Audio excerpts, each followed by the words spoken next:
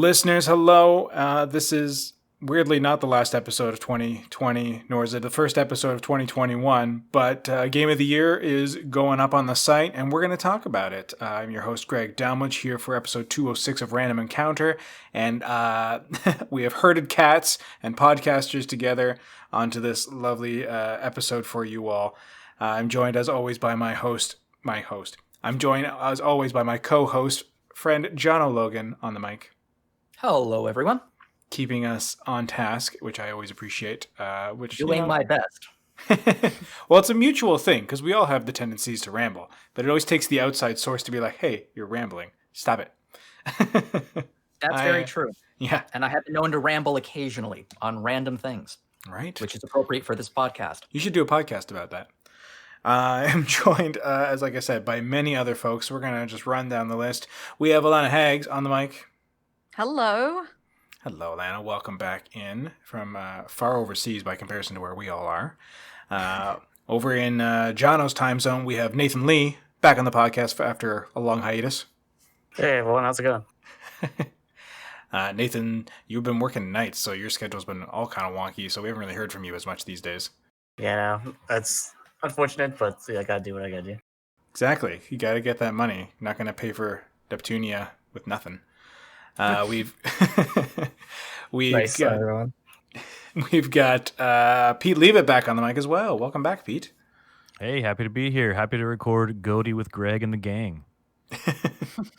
Whoop-oo. I don't know. I'm trying to make radio sound effects without a soundboard. And then Zach Wilkerson is here. Hi there. Who is King Supremo of this feature, I guess. Speaking of herding I don't know cats, about that, but I occasionally do some features work. Occasionally. Oh God, not this again. But yeah, that is. I'm not forgetting anybody. I'm totally gonna have like a faux pas foot in my mouth when I realize I forgot one person to introduce. I got everyone. You got everyone. We got Okay. everyone. A So lot of folks. yeah, it is a lot, and we've Everyone's got in a the lot of boat. games. Set out. Say that again, John. Everyone's in the boat. We can set out. Exactly. Let's do it. We forgot Kevin. No. So. Which, FYI, my wife was saying last night that apparently they're considering re-editing Home Alone 2 to get Donald Trump out of it, which is pretty funny to me. It's not hard. It's just, you don't need to digitally remove him. Just remove the scene. It's like 30 seconds of him just having a nice ego boost because he owned the hotel. Yeah, It's I was just gonna a say. cameo. I think in Canada we already removed the scene, like even before all this. Yeah, he hasn't really been making a good name for himself. But that's not what we're here for. We're here for the best games of 2020, not the worst politicians of 2020. So you may be looking at the list as you go along with us, and you may have noticed quite a lot of standouts. I mean, the list kind of starts a little more varied, but then it becomes quite heavily weighted as we go along. We had some really heavy contenders last year, and a lot of that was shown at the Game Awards. Clearly, they have good taste, since they chose a lot of similar things to what we chose this year. In terms of our narrow coverage, a lot of RPGs did well at the Game Awards, if I remember correctly. Final Fantasy VII took home Best Overall Game of the Year, right? No, so 7 Remake got Best RPG and Best Thank Music. Hades got Best Action and Best Indie. That's what it was, okay. 13 Sentinels was up for a couple, one, Yeah. as was Genshin Impact. But yeah, it didn't get the overall Game of the Year. I The thought other it big, did. like AAA, The Last of Us Part 2 got Game of the Year. Oh, So, yeah, yes. it won like 8 awards. So yeah, but the Game Awards are nothing compared to us. So don't worry about that. Yes, we're the retroactive trendsetters. Exactly. We did it first last. I don't know. Any rate, so we have good taste as well, clearly, is what we're trying to get at here, because a lot of people at the site were big fans of Final Fantasy VII, Aegis Rim, Hades, and then a few little small indie titles got in there too, which I'm pretty pleased with, but we'll talk about those. So, yeah, the elephant in the room, of course, is that Final Fantasy VII took home a lot of hardware here at RPGFan.com. I don't know. I just started the game myself. I'm early on in Chapter 3 now. I just got it over the holidays. And I can definitely see where the hype is coming from. It's a beautiful game. I get tingles up my spine and in the cockles of my heart as soon as those opening notes hit from the opening cutscene. You see Aerith for the first time, and it's just beautiful. It's just, they've done an astounding job of capturing the nostalgia while also trying to invigorate some life into it. It's not without its problems, and then I've already seen a few crop up. I know people here have opinions on some of the voting placements here, and we'll hear from that. Cloud, by the way, I just want to inform the listeners that Cloud Strife got RPG Fan Award for Dreamiest Eyes. Oh no. Those Okay. Mako eyes. It's not even close. Hmm. And I play Can't Genshin argue with Impact that. every day. Fair enough. I can't argue with that too much. He's got those Mako eyes. Oh god. I see him doubted with No. chemicals inside. Anyways, you're welcome, everybody, for that. But no, there hasn't been enough mention of his Mako eyes, actually, which is strange. I feel like, at least by now, someone mentioned that in the original, but maybe not. It just came up a lot, the Mako eyes thing. A little bit later on in the original game, I think. It doesn't really come up until, like, you know he's a soldier, but you don't really know the Yeah. origins of the soldier until outside of Midgar. Oh, right. So Not till we get yeah, to Nibelheim. it does come up later, but yeah, I mean, Right. I mean, it's a pretty game full of pretty people, isn't it? So It's true. It's definitely got the whole Elder Scrolls syndrome where everybody is like well proportioned and lovely looking. There's not a lot of diversity in terms of the cast there, but all the same, Everyone's it's a an pretty handsome straight guy game. At the end of the day, it's a pretty swell game, though. I can see again, like I was saying, why it took home the award. Who I don't think on our panel we have who was doing the write up for that on. We I do. guess- With Lana. It was Alana. Well, for the final, or was that for the? I guess everyone took different categories here and there. I mean, Alana didn't write all of them. no, I didn't write the actual a couple of entries. I did one for music, because I think that was probably like one of the biggest standouts for me. But I did write the original review, and I came on the show last year to talk a bit about remake as well. sure did. So with Eva. So yeah, I've had a lot of things to say about it, and it's been a while since it came out. And I've called on the game a bit, but I still think it's absolutely brilliant. Like, definitely. I do that sometimes. I just kind of take time to reflect on things. But yeah, like 7 Remake, you put it really well. Like, chapter 3 is pretty early on, but like, I think you already start to get the sense of some kind of magic going on with Remake in terms of like, I think it does this really cool thing of playing with nostalgia. And then obviously later on, you'll have all of these, like, you get like drip fed all of this new stuff and it comes bigger and bigger and bigger. And regardless of what you think of the new stuff, like, I think it just about toes the line between like dangerous and like smart. Right. And, Yeah, it's not Great quite way of full putting Peter it. Jackson, but almost getting towards Peter Jackson. yeah. But yeah, like I think I did music and I did Tifa's write up. Tifa won Yeah. the best supporting protagonist, or best supporting character, I suppose. Which, you know, both ladies of FF7 remake got these awards because they both deserve them. I didn't mind like what order they came in. That's fair. You know, like I think like the two things that stand out to me most about 7 remake are the music and the characters, and it's just mostly because it builds up on what's already there and kind of goes beyond it. Like, I don't know how much of the soundtrack you've listened to outside of the game, Greg, but like A bit. I did the write up for Music of the Year as well for the orchestral album, which was absolutely brilliant. so good. Yeah, which It's is like, how did you amazing. orchestrate this more and better? But you did, so Yeah. that's great. You should listen to the acoustic one as well because want that to. is just as good. Yeah, it's really, That really sounds good. great because actually the instrumentation on the PlayStation one was kind of weak because it was a MIDI soundtrack. And Right, you yeah, know, back like- in the day, yeah. yeah, like we love that Absolutely. soundtrack. So it does make sense. Like, and the way that they've updated it is really spectacular. I mean, Mhm. they did just what you wanted them to do. Which Yeah, I should say, before we dive too much in, because Alana did mention Best Supporting did go to Tifa, and Aerith was up there as well. I should say everything that Final Fantasy VII got, so we can then get into the discussion at large. It took home 11 and a half, kind of, awards. So you have Best Action RPG, which stands to reason since we gave it Best Combat. It got Best Remake / Re-Release. There wasn't a lot, but it was still, stiff enough competition. There's Best Visuals, Best Music / Sound Design, which Alana just already said. Best Story, Best Localization, Best Antagonist in a certain silver-haired Sephiroth man, who also is partly up for being part of the Best Smash DLC. Folks are stoked on having the ability to smash with Sephiroth, and I heard it the second I said it out of my mouth. But Nice. enjoy that. Click Enjoy that, folks. working with Sephiroth's longsword. Best Supporting, we said that. And then, of course, Best Game of 2020 went to Final Fantasy VII. So like I said, took home a lot of great hardware and our most prestigious, I'm speaking English. So it took home our also most prestigious award, best game of 2020. I think I still say prestigious, but I'm just going to work with it. Deal with it. But yeah, Embrace it's it. great. And sorry, you were about to say, Alano. No, I just said embrace it. Don't worry. I wasn't going to chip in too much yet. Oh, I meant before I went into this whole list. It sounded Oh like you were gonna God, say yeah. something. No, I was only going to carry on with the music. Yeah, please Really, do. because and something Pete It's said great. as well. It's great, yeah. But Pete picked up on like the really, the MIDI sound chip made Midgar and a lot of Seven's music sound really gritty. And actually, I think Masashi Hamausu, who is the lead composer on the game, as well as a number of others, they managed to recapture that grittiness in a lot of the music. Like it feels so good. It feels so familiar, but it does just enough to go beyond that. And there's a lot of original compositions as well in the game that are brilliant. And plus some And a things few have from cropped up already now, yeah. yeah, I can't think of what I mean, plays in even that chapter 3. opening. Well, that's no. I guess it's not an original composition, but the original arrangement. Even in that opening moment, the tease into the actual intro song. Swell. Oh, Yeah, how it starts with a Yeah. bit of Sephiroth's theme and then goes into the proper Yeah. Final Fantasy VII opening theme. Yeah, there's lots of cool little nods. Yeah, but yeah, I think like one of the biggest fears was that Midgar was not like how are you going to stretch Midgar over like 20 hours? And they did it over 35, so they did Yeah. a really, really good job. we were all concerned about that for sure.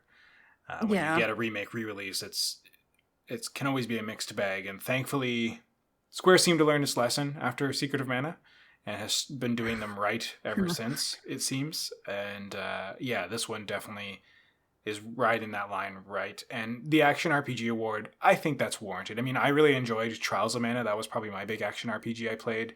And then Sakuna of Rice and Ruin was fun, side-scrolling, but it's not quite as intricate. Whereas this was, just a really great tactical grasp on the combat system. There's moments I've been playing where I wish it was turn-based still, because I want to wander around the map and take it all in more without worrying about getting into a fight. Because I want to see all the sights. Like I've probably drawn out my gameplay because I'm just like trying to see everything that these wonderful people have made as I look around. Yeah, I think that's what you want to do, isn't it? Soak in Midgar. Well, you can turn on the turn-based mode. There is a turn-based mode you can use. Oh, that's true. I just so more yeah, mean like the random encounters. I mean, I guess either way you'd possibly be getting into random battles, but like I find I'm much more aware of there's collectibles I can find, and I'm not looking at the scenery now. I'm trying to look at the objects, kind of thing. You know what I mean? Yeah, But you yeah, can't no, I see get the what you Hell mean, House totally. without getting into a fight with it, and that thing is really cool in the remake. I'm excited to get Boss there. battle and remake, yeah. It is, yeah. It's a really hard one, actually. Most I think it's the challenging one, yeah, like the only time I died. Yeah. Yeah. Yeah, I mean, I think that I have some issues with some of the categories that remake won. I mean, like I feel like it sort of swept out a lot of stuff. I don't know if we'll talk about Yakuza, but I think that there are some games that I wish Will we had talk better. about Yakuza? I'm sure we will at some point, whether I understand this that, episode or but the next. In terms of like music, yes. I mean, the music is both like the orchestral within the game and also like the outside soundtrack. I mean, it's really amazing. But I think in terms of the combat, like the combat is really unique. Like it's I can't think of a game that does the blend of the action and the turn-based, because I know that like when I had seen it before and Alana and I played it together at E3, like I was afraid that it was just going to be like Kingdom Hearts, and I love Kingdom Hearts, don't get me wrong, but Kingdom Hearts doesn't have deep combat. Final Fantasy VII Remake does. Like I have friends who really don't like action RPGs who are like, I love the combat here because like so much of it is about strategy and about some positioning. Positioning and sort of switching getting things stances. and hitting the right weaknesses. I mean, like it's so unique in so many ways in terms of combat that I think that to me is what distinguishes it from other games in the genre. Nothing feels right as hitting predator stance at the right point to counterattack people. You're just like, I knew what I'm doing, apparently. Yeah, the countering is really good as well. There are some boss fights that you can really utilize that on later on, and it's so cool. Yeah, like I think as well, like 7 Remakes combat takes like I think people have mentioned this before, but like the stagger system from 13 has been really like perfected here, and it takes a lot. It's like Square Enix like learning a lot of lessons from their previous games, and like I think like this is the most exciting that's outside of Final Fantasy 14. It takes some felt good or reached notes from Final Fantasy. 15. Yeah, you're right.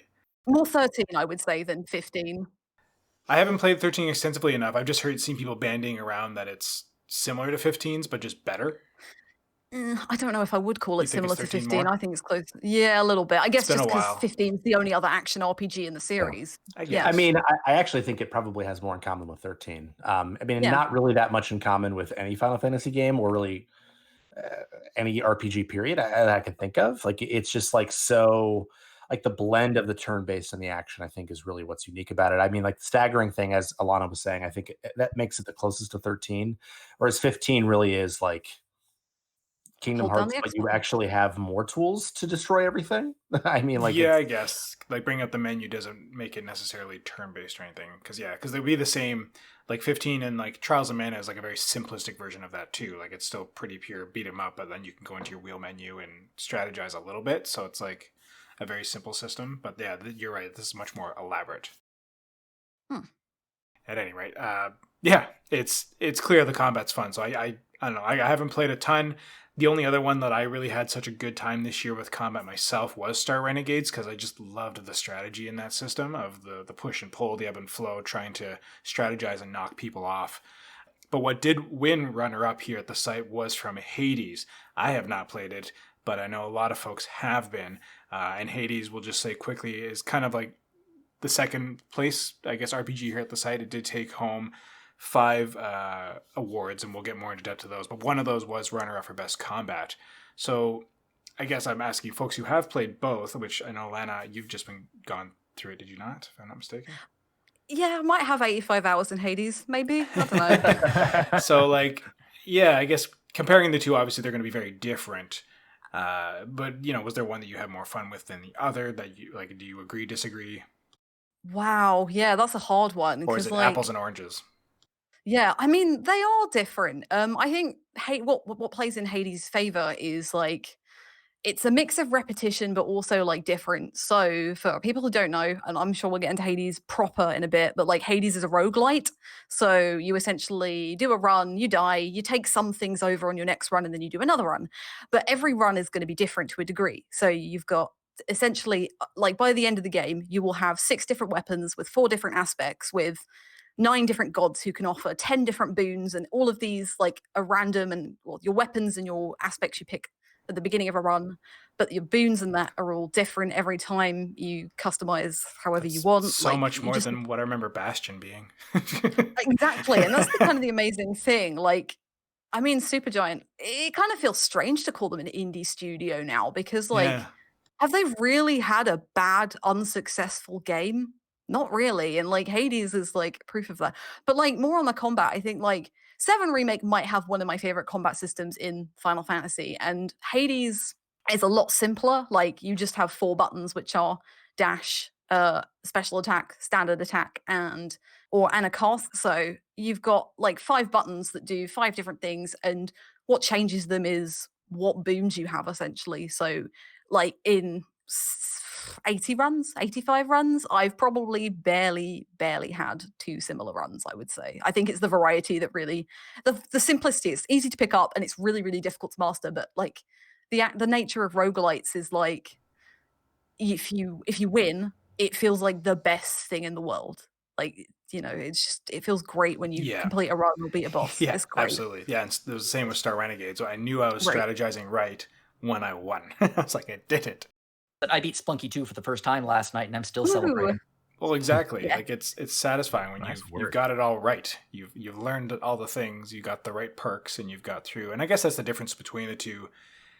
That they're hard to compare, and it's kind of, I guess, what flavor you want. Because the thing that's cool about Hades is you just get to focus on the one character and developing different play styles and skill styles with that one character. Whereas you can kind of dabble in a few different flavors with the flexibility in terms of Final Fantasy VII Rs, because you can switch between characters. So you're like, as cool as Cloud is, I just want to shoot things. So as soon as I get Barret, I'm switching to Barret. Oh, Tifa all the way. Tifa's Yeah, my favorite exactly. character to play. She's so good. Yeah. So it martial lets you artist kind of in do whatever you RPG. want. Yeah, she's looks rad. I haven't played it yet. I saw some gameplay when I was editing the video for Alana's review back when, and yeah, I will likely be doing a lot of Tifa beat 'em ups as well, because I do like how visceral things are with Cloud. I mean, as much as Barret is neat, and I like that they give him the charge effect, he's pretty basic. You're just sitting there and just shoot, not really doing much. There's not a lot of but strategy to him. Yeah, but everyone has a utility as well. Like Exactly. you have to switch characters. You have to switch characters in battle all the time because, yeah, like flying enemies. The one thing I will say about combat in 7 Remake, aerial combat is not good. Play as Aerith or Barrett if you have to fight aerial enemies. Like Oh, yeah. seriously. I'm so So- excited for a Yuffie for that. All right, yeah, that'd be good. And I guess yeah. Vincent. Yeah, true. So yeah. I mean, like, I think they're both worthy, certainly. I mean, sometimes action RPGs have a bit of an advantage here. I think last year Cold Steel won though, which was a turn-based RPG. So, Yeah. I mean, I've heard good things about other turn-based combat systems this year. So, Yeah, if the I'm systems are in not- depth enough, yeah. I mean, that's again, Mm. like I will continue to sing the praises of Star Renegades being a big contender in Yeah. this category for me. That's also because I haven't played Hades, so I don't have that much to compare to. But I mean, like when we were categorizing these games, like I struggled a little bit with like, are we sure Final Fantasy VII Remake is an action RPG because there are enough traditional elements that I was like, but I mean, I think certainly it is an action RPG, but I think that's what makes it unique and what makes it special is that like, I honestly, when I was looking at the list, I was thinking like, because actually a couple of our staff members like were like, hey, why isn't it traditional? I was like, because I think it's more action. I think it's what makes it unique. like, you gotta take the page from Legend of Zelda and like, can he take his sword and smash things with it in the world? Action RPG. Just everyone worried about their boxes, leaving them out for Cloud to smash. At any rate, visually, again, it took the win, as I said. Our runner-up in this category was 13 Sentinels. And again, so very different between the two of them. Also, both games that Alana reviewed. But they're so different visually, and both have so much to offer. Like, this one's definitely Final Fantasy VII's definitely got a much more traditional look these days, I find, because this is kind of where the industry has moved into the 3D world of open environments and taking in the big sweeping grandeur of everything. And it does that well. Like I just said, I've spent probably a ton of time. Everything's burning around me. The streets are smashed. I'm like, but I want to see the streets of Midgar. I want to see how they've brought these moments to life. You know, before I had to just bump into Aerith and buy a flower from her. Now I can actually take in the streets and see people crying about the damage I've caused and feel bad. Oh, God. But it's a far cry from what it was, obviously. So, yeah, I don't know if that's really swaying people. That's it's gone from Popeye arms to what it is now, that they're just like, good for you, you've grown up, you've gone full Neville Longbottom, or if it's, by its own merits of the work. And I think it's by its own merits.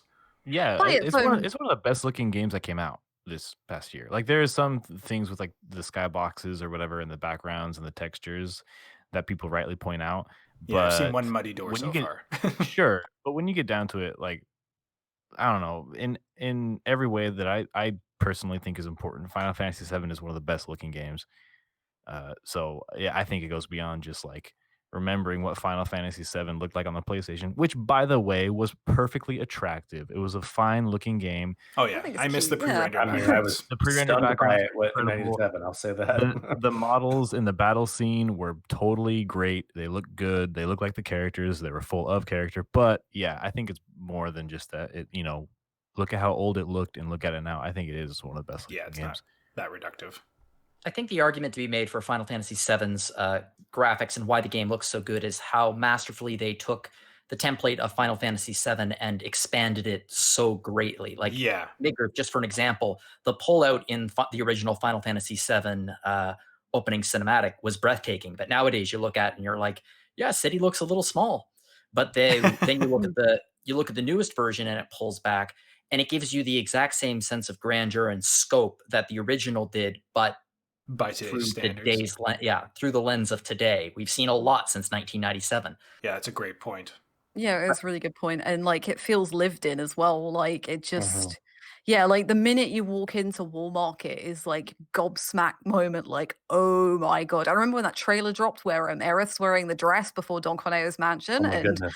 I'm like, I was like, wow, is this Wall Market? I was like, I'm here, let's go. Like there's so many things that I love about 7 visually, and I am one of the more critical people about its visuals, but like the character models and things like that, like the main cast all look incredible. Yeah, most of the environments look great. However, I think 13 Sentinels should have won this category. Potentially. I wouldn't argue with that. I think that's right. It's far more unique. I think so. I I think think that didn't even play should have won, but I understand. yes, I know. I think I voted for that one first as well.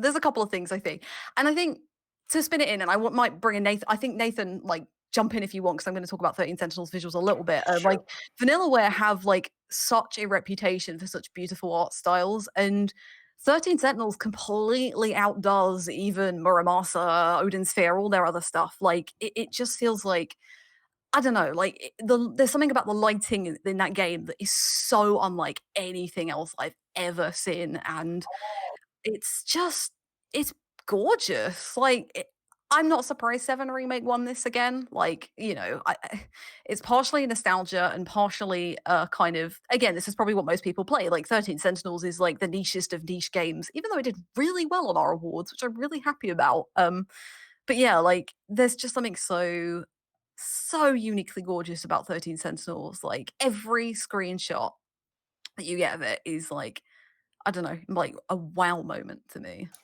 Yeah, it's definitely to do with the lighting. Like, as soon as you're finished with the initial combat segments and you go straight into Jiro's first prologue, that classroom just looks amazing. Like, as soon as you walk into it, like the way the light like just shines on all the characters and it streams in through the classroom windows, it looks so good. I've struggled to think of another game, another 2D game especially, that looks as amazing as 13 Sentinels does. Editing Yeah, it was an absolute pleasure when I got to edit the footage for that one, because it just, yeah, it's absolutely breathtaking, watercolory, just the soft lens over it all, and like you put it beautifully in your review, Elena, of like how it's like everything was kind of seen through like an 80s lens with a yeah, bit it of was like the very grit, nostalgic. but Like, I think I said, like, made me, sorry, I think it said it made me feel like I was nostalgic for an age I've never lived in, because yeah. like, I've never, I wasn't alive in the 80s, sorry. But like Get out. Ouch.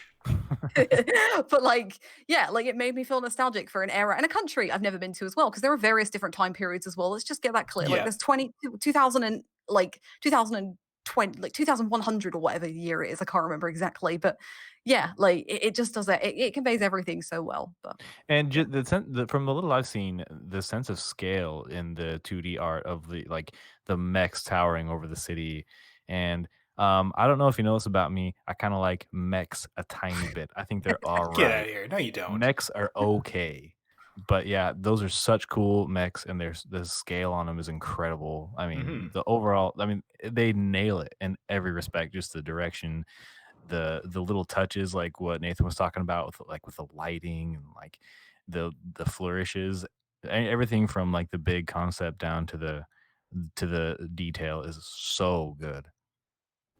Yeah, it's a stunning game, and I liked even how the battle, whatever the sequence, like I thought that looked really neat too. How they kept it more of a, again, kind of like almost like how a tech readout would kind of read in the 80s in an 80s movie version of the future kind of thing. yeah, pretty much. Yeah, it's all right. It has to It's be like you're in simplified an as well. office directing the battle or whatever. Yeah, Yeah, Yeah, that's basically what it is. It even shows in game where like there's a couple characters that are controlling the battlefield, and the map they're using looks really similar to what you end up playing. that makes So sense. I like that's a that. good touch. It looks like what I really want to see from a Legend of Mana Upres remake. Like, Oh, just yeah. it'd just be incredible. But yeah, for folks listening, 13 Sentinels, Aegis Rim took home Best Adventure VN, Best IP runner-up, Best Visuals runner-up, which is what we're discussing now, Best Story runner-up, and it tied for Best Game of 2020 runner-up. So again, like Hades, took home 5 awards. They were our biggest contenders after Final Fantasy VII, and we definitely have a good heart on for them. But we'll get in there in a second. I said heart. I said heart on. Enunciating. I'm sorry. Sure. Oh, I'm sweating over here. You're welcome. My nose is bleeding. Best part of your Never mind. day. He falls out of his computer chair. Pratfall style. Yeah. So we discussed music sound design. It was absolutely a great soundtrack from start to finish, and sound design is good. I don't know. Everything sounds great. I like hearing every bit of the world around me. Our runner-up on sound design, that was Shadowbringers. We'll definitely get into that soon. But the other awards this took home, Best Story, Best Localization. I feel we can kind of talk about those together.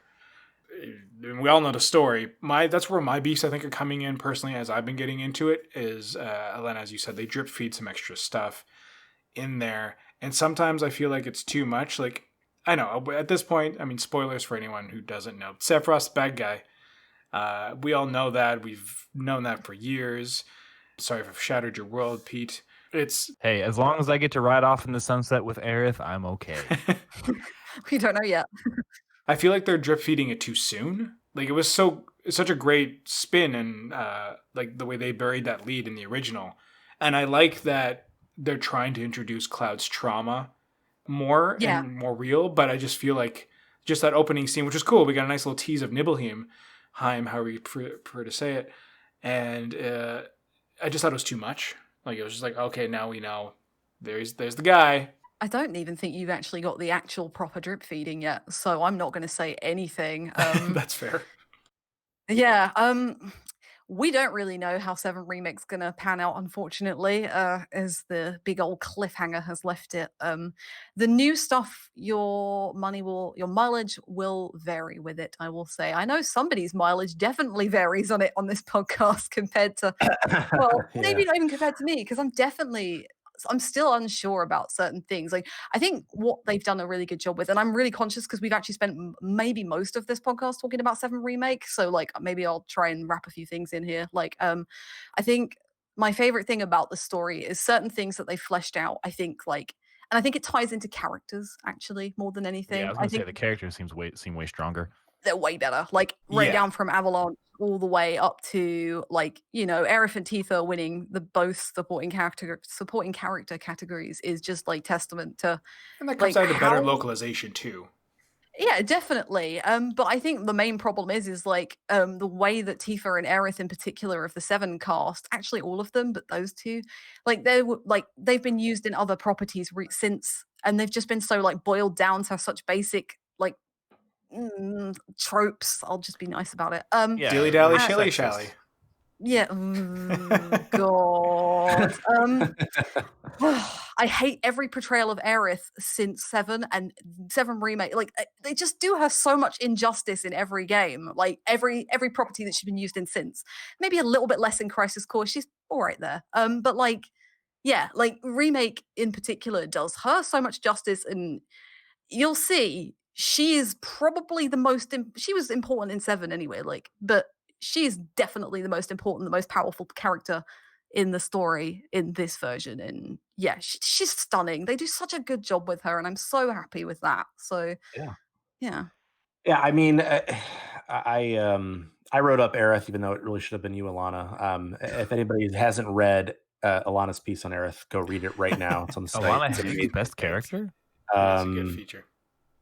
So, but I mean, I think that you could have easily done like 4 or 5 characters for best supporting here. Like it could have been Jesse, it could have been Barrett. Yeah. I mean, I think that Stan is Jesse.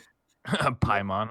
what's remarkable about this game. I mean, outside of the music, which I think is great, I think the supporting characters are great, and and for me, like Aerith was a clear choice to me, and they just nail the actual characterization of Final Fantasy VII for her, which is like she's tough, she's strong, and it's not just like she's like this white mage type. She's also like got like an edge to her, while also being like deeply kind. She's from the and streets. Come on. that makes that makes her remarkable. But Tifa, like, and like her heart and her kindness is important. Jesse's sort of brashness is excellent. I mean, I even think that the representation of Barrett is like pretty good for a JRPG. I mean, like I just think the supporting characters in this game are great, and it deserves to take both awards in this category. He's had a few out of place speechy moments. Like there's a few of those moments still early on too, where I'm just like, wait, why did you decide to just suddenly start talking about that? But otherwise, like most of it seems pretty well motivated and much better strung together than the original. And we all probably know that the original had a pretty rough localization period. Yeah. So they definitely had nowhere to go but up with this one. Yeah, they do a good job with the localization. The localization here, I think. Yeah, it's very, very good for the most part, I'd say. But I know, Jono, you disagreed with that. I don't necessarily disagree with that. I think I think Final Fantasy VII Remake had a Herculean task in literally every respect because people, especially Part 1, everybody knows the Midgar section. Like I would argue that the upcoming games in this series, theoretically, like Final Fantasy VII Remake Part 2 and 3 or 4, however many they're going to make, uh, are going to have a much tougher job of selling it because I think the vast majority of the audience played Final Fantasy VII probably to the end of Midgar, then they got released in the world, and then they may have stopped or they may have lost interest. Like the images, the iconic images of Final Fantasy VII do tend to be of that city, of the pullback. And in that sense, I think Final Fantasy VII Remake had the first one, their marketing was very, very easy. All they needed to do was show people, okay, here's what you remember. Whereas the future ones is going to be like, well, here's what you might remember if you kept playing. Hope you snowboarded. Yeah, pretty much. I kind of disagree with that. I think most people would have gone way beyond Midgar. I like to hope so, yeah. I totally agree that it's the most memorable part, like one of the most memorable parts of the game, like as well as other things that happen at the end of disc 1, you know, but like, yeah, I don't think I agree with that, but I certainly agree with part of your point. Like, I think that the follow-ups will have a very difficult job to do, but I think it will have a very difficult job to do for other reasons. So, yeah. I mean, again, this is my opinion. I think that a lot of people played Final Fantasy VII, and a lot of people's memories of Final Fantasy VII. No one in this podcast, and probably no one on the site, or probably no one listening to the podcast either, because they're obviously RPG fans. But a lot of people's experience with Final Fantasy VII would have been renting it for a weekend from Blockbuster Video. And for an RPG, or Abercrombie Video, let's be honest. Or Abercrombie Video. Let's bring that back again. Yeah. But their experience is going to be limited to probably disc 1 of Final Fantasy VII. And for the vast majority of people who, you know, that obviously Square is marketing this to a much wider audience now than they did back in 1997.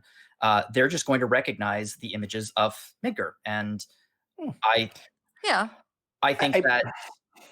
think that now, like, obviously the game is going to be it's going to be the next game is going to have a massive marketing push, and obviously it's not like it's going to drop off significantly, but I don't know.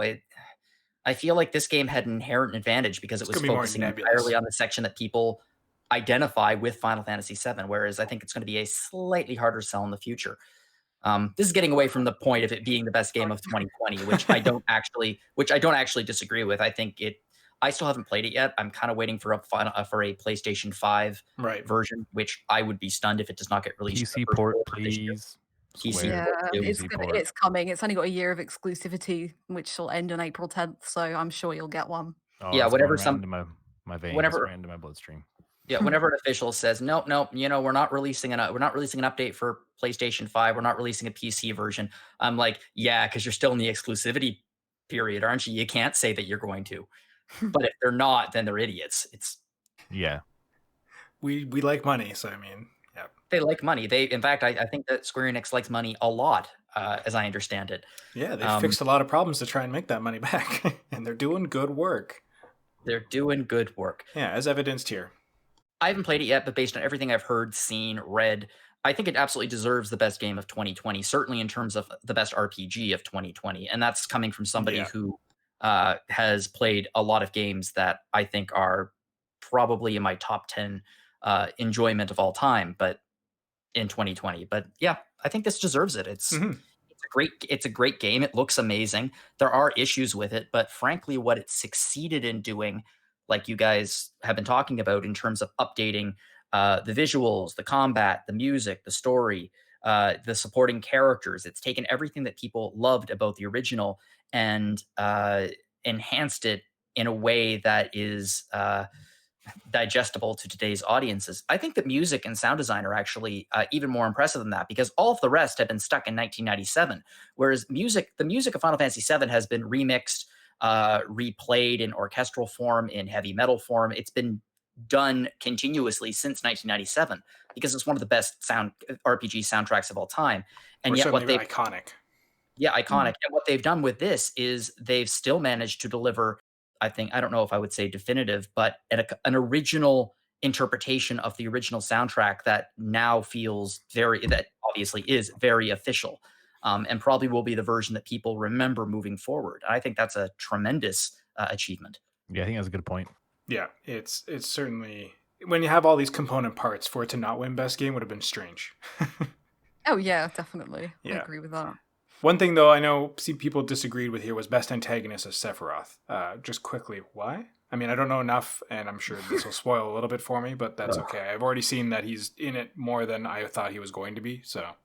I mean, he's in it a lot, but you don't actually know almost anything about him. It's literally just like him occasionally showing up, saying something like vague and menacing, and then like having like a building jump fight later at some point. I'm sorry, I probably shouldn't have said that, but he has no characterization. It happened in the movie. None. It's very Advent Children. I mean, like he has no characterization in this game. Like you know nothing about him. Like all the things that make Sephiroth amazing are completely lost here, and I hate to say this, but the only reason he won best antagonist is that his name is Sephiroth. It's okay. Yeah, I was gonna say, can we should be okay with admitting that he won best antagonist because he's so beautiful, but I think He's definitely not. people are bringing in their, probably fairly, they're bringing in what they remember of him and applying that to what they see here, which, I mean, I don't know too much about it. I've heard a thing or two. Apparently, there's potential for things to be not quite as they are at the end of 7 original. So, like, I don't know if you can really apply previous knowledge. I mean, even if you did, he doesn't deserve best antagonist for what he does in this game. Sure, that's totally fair. Yeah. Can we say that? I mean, again, I haven't played it yet, but based on what I've read and seen, he seems to be much more of an antagonistic force than an antagonistic character. Yeah, I in this. would agree with that assessment, definitely. I think what I do like about Sephiroth is I think he's a relatively okay depiction of Cloud's trauma Yeah. throughout the game. But to call him an antagonist is quite a strong word. And I think antagonistic force potentially. But as Pete and Zach have both alluded to, like, we don't really know where it's going to go. And some people, I know a lot of people who voted for him did play 7 Remake, but I mean, Sephiroth's not been one of my favorite villains ever anyway. But yeah, I don't disagree. I don't agree with him winning best antagonist either, unfortunately. But I didn't play any of the games that I felt like, yeah, I don't know. It's a So tough good. one. Well, our runner-up we'll get into, which is Hades from Hades. I also we'll get disagree into with that runner-up. But we'll probably talk more about that on the next episode, because we've more or less gotten a lot of like the Final Fantasy VII talk out of the way, and we'll kind of break down all the other ones as we go. One thing I did want to touch on, though, in our other runner-ups too, was best story for 13 Sentinels. Again, like, it's hard to go to give best story to something we kind of already know, and I guess part of what won it over with Final Fantasy VII is just, again, what they added, I guess, was enough to add enough new flavor and make it feel fresh enough, and the localization helping to fix a lot of the characterizations and such, I guess, swayed it. From what I know, it's pretty what they added is pretty polarizing too. Yeah, I'm not the biggest fan of most of the new So stuff. it seems like a lot of our staff fell on the side of the poll, like on the poll that thought it was cool or okay or good, which I don't know. Like, maybe it is, but yeah, and I'm getting I there know some myself. people disagree. Yeah, I'm liking so far what I've got, but like I said, there's a bit of a Peter Jackson ishness too, where it's like, I didn't really need to know that detail, or that little sidebar wasn't necessary to the story. I could have just kept playing and been fine without knowing that, or needing that extra embellishment of Cloud's trauma or whatever, right? So it is what it is. Whereas then you got something like 13 Sentinels, Aegis Rim, which also was a run-up for our best new IP. Like, it's a whole new thing that they were undertaking with this game, from its stunning visuals, the concept, how the combat works. It took home best adventure novel, visual novel. So the story is definitely got to back that up to be a quality VN. We don't have our sort of resident expert Audra on this episode, but I think Audra's going to be on the next one. So I'm sure Audra will have more to go on that. But we can deduce from the mechs that it has best story, so that's enough for me. It has the most storied mechs. But Alana, like, yeah, I guess since you've played both and you reviewed both, was it an easy or a hard decision, I guess, to see this yourself? Or yeah, 13 Sentinels has got an amazing story and is easily my winner for best story, I would say. It's such a difficult it's such a difficult game to talk about though because of the way it's structured. Like you can essentially, for the most part, play it in any order. Like pick what character you're doing what story with, and Oh, I then love it. you move on. Like there's blocks, and you have to move on to another character. But like you could play through 4-character story and do some combat, but your friend who's also playing it could have played through with 3 other characters and done some combat, but you can't match up. So like it's kind of the culmination of everything as you build up, and I think it does better throughout the story rather than the ending. I think it's got a pretty weak ending personally. I want like Nathan again. He played this pretty recently, so Yeah, I'd I be was going to ask interested to hear what Nathan. he thinks. But yeah, like I think it's amazing that a game can juggle 13 characters or 13 main characters, 3 or 4 other side characters, and it's confusing and overwhelming at times. But like if you do enough reading around it, it does such a fantastic job of like tying everything together. And like there are little things you'll notice in other people's stories that you'll be like, it'll come up in another person's story. You'll be like, oh, I remember that. And it's just such a wow moment when you start figuring things out. Like it's so ambitious and it pulls it off really well. And I think that's why well, I don't say edges 7 Remake, it kind of eclipses 7 Remake personally. 7 Remake story is really good. Like it is really good. Some of the stuff with Cloud's trauma and that I do like. And I do, and actually, Caleb wrote something about that a while ago. I think on a personal blog that I've read, and it was really, really interesting. And I think that's one of the better parts of the new stuff, or at least it's more fully realized here than it, because in 7 it doesn't come up till much later. I But agree. like, but it's some of the new stuff, like the stuff I can't talk about because it's a massive spoiler that's very divisive. And I don't hate most of it, but some of it I'm a bit like my eyebrows raised and I'm nervous, which is a cool feeling as well. But yeah, like yeah, yeah, don't like, know how it's going to land, I guess. Well, Nathan, you haven't played. Have you played 7 Remake? I can't remember. I haven't because I want to play like the quote unquote full Final Fantasy 7 remake. So when they release whatever next part or parts, I don't know how long this is going to be. Then I'll play 7 remake.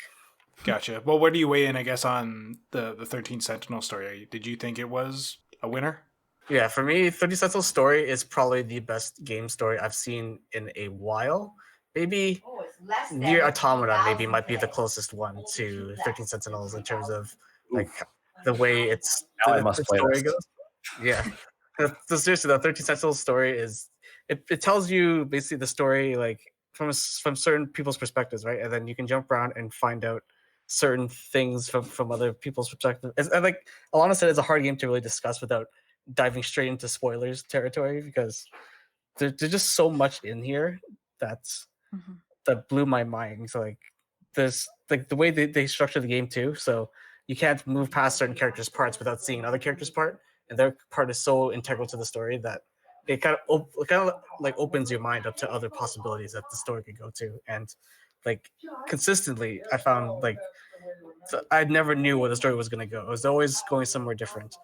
Yeah, like for games to not be predictable in this day and age is pretty hard. So Yeah, I mean, like, to bounce off that as well, yeah, like it's just really, really well written. It's another game, like there's a ton of games this year that have got really, really good casts that are all really well written and developed, and like every character plays into a certain like manga trope. Like ultimately, 13 Sentinels is a shoujo romance no manga from like the 80s, but like it plays off of all those tropes really well, and like yeah, Near Automata's got a better story, but like I think I'd agree with Nathan in that it is one of the best stories I've played for a while, just because of how ambitious it is and how well everything works. So, yeah, Yeah, exactly. I'm not surprised it didn't win again because it's just accessibility and like, no, they're both only PS4 exclusives, aren't they, at the moment? So, Yeah. yeah, it's more do you think of a name with name recognition than anything else, right? Yeah. People exactly. are gonna pick up Final Fantasy VII remake and be like, "Oh, this is just like my childhood." And I think something like 13 Sentinels, I think, just falls by the wayside, especially because it didn't get nearly as much advertising. And like when it did advertise it, they only showed like the visual novel portion of it, so no one knew what to make of this game. Yeah, and it's so Right. unique, which is what they were going Even for. the combat would be tough to decipher if you were looking at it in a trailer or something. Yeah. I think. I was like, Yeah. it took me a second watching the gameplay editing. I was like, what is this? But yeah, now that I see it, I'm like, okay, it's like a kind of a neat tower defensey thing. But yeah, exactly. I think Nathan's right that it's a weird game to sell. Mhm. At any rate, for now, we're going to wrap things up on part 1 here. But before we do that, I know some folks here might be returning, some might not be. We're going to record another episode very shortly with some new folks on the cast as well. But either way, I'm going to pose the question to everybody here before we run off, just for those of you who may or may not be coming back. And I'm going to go order of my Brady Bunch screen here on Google Meet. Alana, what is your personal game of the year this year? So it's Hades. And why? Because it does everything perfectly and everyone's attractive. I like it. My co-host Jono, what was your personal game of the year this year? I'm pretty sure I know, but Yeah, Yakuza Like a Dragon. It is in my mind, ignoring everything else about Yakuza and the world and the characters. It's almost a perfect example of an RPG, like a traditional RPG, flaws and all. It perfectly translates the tropes, of RPGs and Dragon Quest specifically into the modern world in a way that feels natural. There was never a point in that game where I went like, oh, that's weird. It just, everything seemed to make sense. And in that sense, Within the Yakuza context, right? I mean, within the yes, within the Ichiban Yakuza context. content. In every context, excuse you. Yes, Yeah. sorry, the lobsters falling from heaven are normal. I forget. You're right. I mean, and it's still Yakuza. There's still some things in it that are just a little bit, I don't know, like one of the enemies being known as Hungry Homeless, for example, was, Oh, sure. yeah, makes you go, ooh, that's a little insensitive. But at the same time, hey, it's Yakuza. So yeah, Seems my like- game it of the seems year, like- it seems like- obviously, it's Yakuza Like a Dragon. Yeah, and it should be noted that they did win our best traditional RPG, but it seems like they tried to go for some of that like political stuff and just kind of sometimes did okay and sometimes didn't, is what I hear about it. It hits Yeah. out of the park from what I've heard in certain things. So yeah, Which we're that's going to why- talk about it more on the next episode either way, because it took home a few awards as well. We also did a Yakuza Like a Dragon spoiler cast coming up on Retro in next Ooh. month, I think. There you It's go. not, this isn't a spoiler. Slow season Beginning out of it February, online. So. So play along, Pete. But Zach is our next up. Zach, what's your personal favorite and why? It's the same as Jono's. Yakuza Like a Dragon. I didn't play 13 Sentinels, so I can't really comment on that, but it does almost everything right. Like I have a lot of criticisms of Final Fantasy VII Remake's ending, whereas Yakuza Like a Dragon's ending, I think, is just like it knocks it out of the park. And I think that it does, as you guys noted earlier, have some issues with the political issues that it addresses. But for the most part, especially, and I hate to say this because I hate when people say this, but it's true. For a JRPG, I think it gets it more right than most do. But also it has like amazing turn-based combat, and it has a fabulous story and fabulous characters, and it's just it's amazing. Getting it better than most, 8-0. I always feel like that's Yakuza in a nutshell, though. It at least it tries. It's never like it tries really hard. Not unlike Your idiot Ichi cousin. himself. probably needs to try harder with women though, doesn't it? It That certainly is does. definitely true. So not quite progressive enough yet, but one day maybe. Nathan, what is your personal favorite of this past year? You had a few things on your list that you played. Yeah, for me, it's 13 Sentinels. Not shocked. I had a bit of a tough time deciding between this one and Persona 5 Royal because P5 is just really close to my heart, and I really did enjoy the time with Persona 5 Royal. But 13 Sentinels, like the experience it gave me, was unlike anything I've played in gaming for quite a long time. So in the end, I had to give it to 13 Sentinels for its more unique experience. The only problem is I feel like I can't really relate to a lot of what people picked here because I looked at the list of what won. And I'm just like, I've played maybe 2 games on here. Said 13 Sentinels. So, but yeah, for what I played, 13 Sentinels is definitely my top pick. No, that's There are a totally lot fair. of games out there.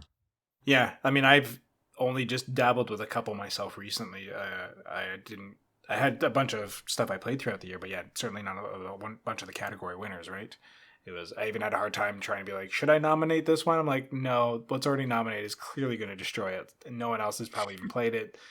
Like, I was shocked even that like Wintermore Tactics won, and like Neil was the only one that played that, right? I don't know if anyone else got around to it or not. Yeah, that was one of the biggest surprises for me. Yeah. Mhm. But at any rate, Pete, leave it. You can almost bring us home here with what was your personal favorite, which I'm pretty certain I know this one too. It is Hades. No, just kidding. I would love to play Hades. I haven't played it yet. I'm gonna be like Nathan here, and I'm gonna cheat, and I'm just gonna shout out briefly. Trials of Mana is really fun. You should play it if Yeah. you are within the sound of our voices. That game is really great. It didn't get really nominated for anything, which is totally fair, but it's such a nice feel good game. My favorite game this year is completely and with a bullet Genshin Impact. And we have a lot of folks on staff that try to highlight like lesser known games, which I relate to, but I gotta give it to like the biggest, like grossest, slimiest, greasiest moneymaker Shoveling it into of your face. because Genshin Impact has been like my crutch for 2020 in a way that I didn't even really fully comprehend all the time. Since It it got came you out, I through. played it yeah, it gotcha through. Yeah, nice. I've played it every single day since release. I've never been so captivated and so simultaneously worried about and exhilarated with how a game has captured me in a very, very long time. Um, all the all the gotcha stuff, it's a problem. Like keep that in mind if you plan on playing this game. It is on mobile. It won our best mobile. The fact that it was on mobile is what really did it for me. It's the exact same game on mobile, PS4 or PC.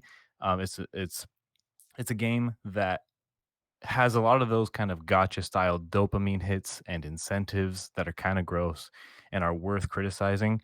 But this is the only example of one of these games that I can think of that earns all of those dopamine hits. It has so much substance in it. A lot of people want to write it off. It has so much substance in it. The combat is incredible. Every single character is totally different and is very, very appealing.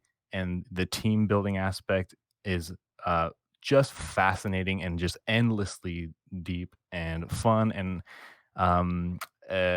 it's beautiful and yeah, it's I that want to game try. is I don't so know where killer. I land. Well, I kind of discourage people from playing it. I'm Play it, but don't. But play it, but don't. Don't play it. You should play this.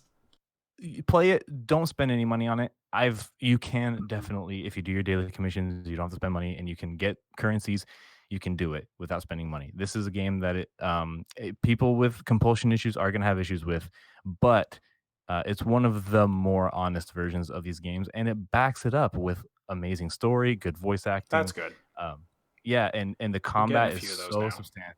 So yeah, any dopamine rush, any like of those kind of cheap thrills that you get from mobile games is almost never backed up with anything. But in Genshin Impact, it 100% is in every respect, in my opinion. Nice. Yeah. I mean, I'll talk about mine on the next episode, but again, we've gotten off to a good start. I'm sure Final Fantasy VII will come up with some of the other guests a bit, but we've more or less talked out all of its categories. So the Final Fantasy VII of the year 2020 podcast should be done now for everybody listening. But tune in for part 2. That should be coming up shortly. And aside from that, for myself and all our guests here, thank you everybody for coming on and sharing opinions. Those of you who won't be back on the next episode, we hope to get you back on soon again. But for those of you returning, we'll talk to you next time. For myself and Jono and everybody here, have yourselves a lovely day, whatever time you're listening to this, and we'll hear you on the next episode. You'll hear us. Shush. Don't you? Never mind.